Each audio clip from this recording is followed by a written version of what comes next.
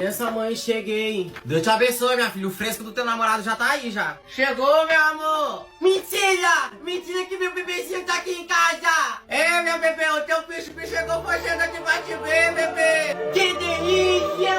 Aí a gente vai na casa e a gente vai brincar, meu Deus, que delícia. Ô, meu pai, lá vai começar esses dois.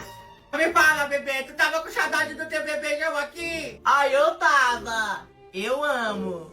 Ama o quê? Pipoca. Ah, vou sair. Tchau, pipoca. Rapaz, mano, eu já te falei que eu não quero você doce essa voz cebosa aqui na frente que eu vou meter a mão na boca do moço. O negócio imundo, fala direito, nojento. Ô, mãe, é só brincadeira não, só brincadeira de casalzinho. Mãe, o que tem, né? Não, mãe, é só brincadeira nossa. Só que é só uma brincadeira mesmo que nós tínhamos aí, mas vamos fazer mais rápido da senhora não, desculpa aí. Não chega a dar nojo o jeito que vocês ficam se falando que essa vozinha nojenta. Bora, pastor, pra lá de que eu meto a mão na boca dos dois. Ô, mãe, bora lá pra sala, amor. Vem, Estamos saindo aí, minha sogra.